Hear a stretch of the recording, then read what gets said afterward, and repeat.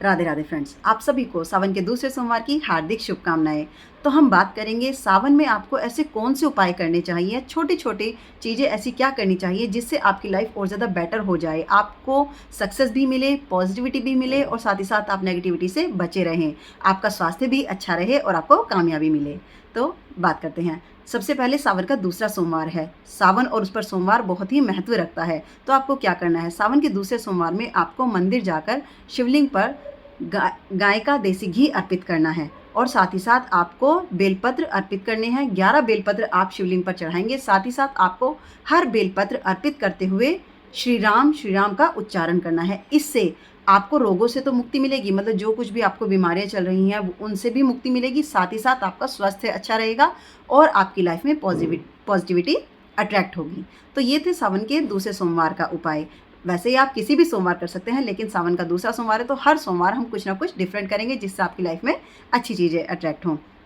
तो चलिए, अब सावन की बात हो और अगर रुद्राक्ष की बात ना हो, ऐसा हो ही नहीं सकता, क्योंकि शिवजी से ही रिलेटेड है रुद्राक्ष, उन्हीं से मतलब उत्पत्ति हुई है इसकी, तो इसलिए रुद्राक्ष की बात करते हैं। रुद्राक्ष बहुत ही पॉजिटिव चीज़ है, बहुत ही मतलब आप ये कहेंगे रुद्राक्ष जो भी धारण करे, पहली बात तो रुद्राक्ष को पहना नहीं जाता। जो भी लोग कहते हैं मैंने रुद्राक्ष पहना है या रुद्राक्ष पहनी है, रुद्राक्ष पहना नहीं जाता। रुद्राक्ष में इतनी पॉजिटिविटी है, उसे कहा जाता है रुद्राक्ष धारण करना। वो एक इतनी पॉजिटिविटी है कि आपको उसे संभालने के लिए भगवान से प्रार्थना करनी पड़ती है ताकि वो आपकी रक्षा करे, आपको नेगेटिविटी से बचाए और जिस उद्देश्य से आप रुद्राक्ष धारण कर रहे हैं वो भी आपके काम बने। तो रुद्राक्ष, अगर आप रुद्राक्ष की बात करें, रुद्राक्ष कोई भी धारण कर सकता है, बच्चा, बूढ़ा, जवान, लड़की, लड़का, कोई भी धारण कर सकता है। इसमें कोई प्रॉब्लम नहीं है, किसी के लिए कोई भी मतलब बात नहीं है कि इसको नहीं पहनना है, उसको नहीं पहनना है, कोई भी पहन सकता है। और जो रुद्राक्ष है, रुद्राक्ष सिर्फ और सिर्फ पॉजिटिविटी देता है, इसका कोई भी नेगेटिव इम्पैक्ट कभी नहीं होता। रुद्राक्ष बहुत ही पॉजिटिव है, ये आपको बुरी नज़र से बचाता है।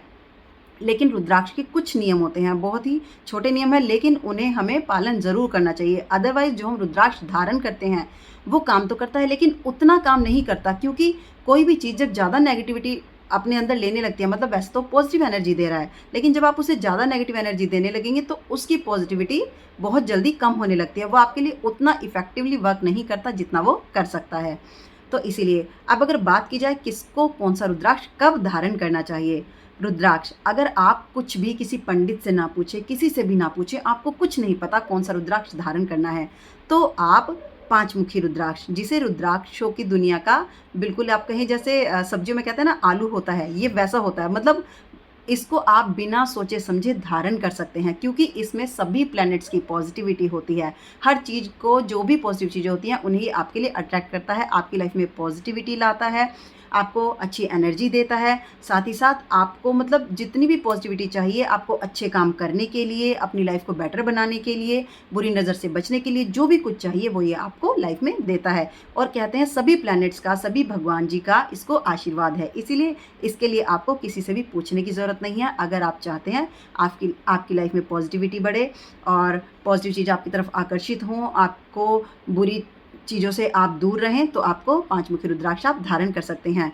दूसरा है सातमुखी रुद्राक्ष। सातमुखी रुद्राक्ष वैसे तो माना जाता है शनि से रिलेटेड होता है, ये शनि का रुद्राक्ष होता है। साथ ही साथ इसको शिव जी का भी बहुत बड़ा आशीर्वाद प्राप्त है और उससे बड़ी बात, इसे माँ लक्ष्मी का भी आशीर्वाद है। मतलब उनका वरदान है कि जो भी इसको धारण करता है वो मटेरियलिस्टिक जो भी वर्ल्ड की चीज़ें होती हैं, लाइक लग्जरी और कंफर्ट, जितना भी लाइफ में होता है वो उस इंसान को मिलता है, मतलब उसकी तरफ अट्रैक्ट होने लगता है। देखिए, कुछ भी बिना करे तो कभी भी नहीं मिलता, उसके लिए बस आपके अंदर पॉजिटिव एनर्जी आएगी, आपके रास्ते खुलेंगे, लेकिन मेहनत आप ही को करनी है तो आपको वो चीज़ें मिलेंगी। तो सातमुखी रुद्राक्ष आपको वो एनर्जी देता है कि आप मेहनत करते हैं, टूट कर मेहनत करते हैं, लेकिन आपको उस मेहनत का एहसास नहीं होता, आपको सिर्फ आती हुई पॉजिटिविटी, लग्जरी, कंफर्ट अपनी तरफ दिखाई देता है। तो ये है सातमुखी रुद्राक्ष।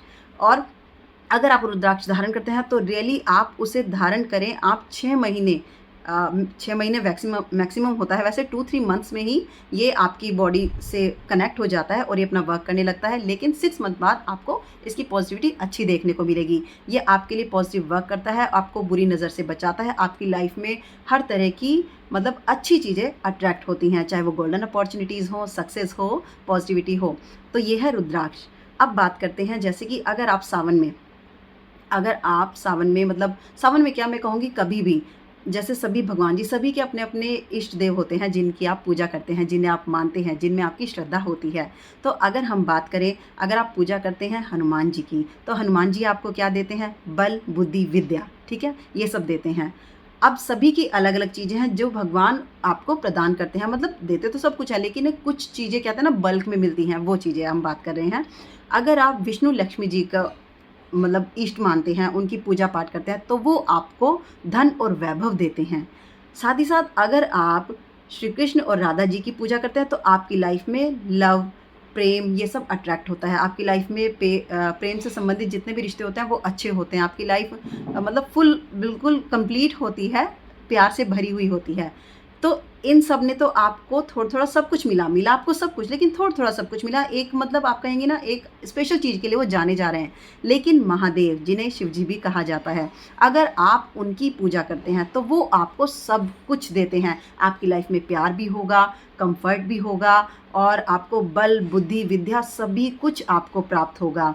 तो पूजा हमें सभी की करनी है। इवन मैं कहूँगी जो आपके इष्ट देव भी नहीं है, आपको सम्मान सबका करना है, सबके आगे शीश झुकाना है, सबका धन्यवाद करना है।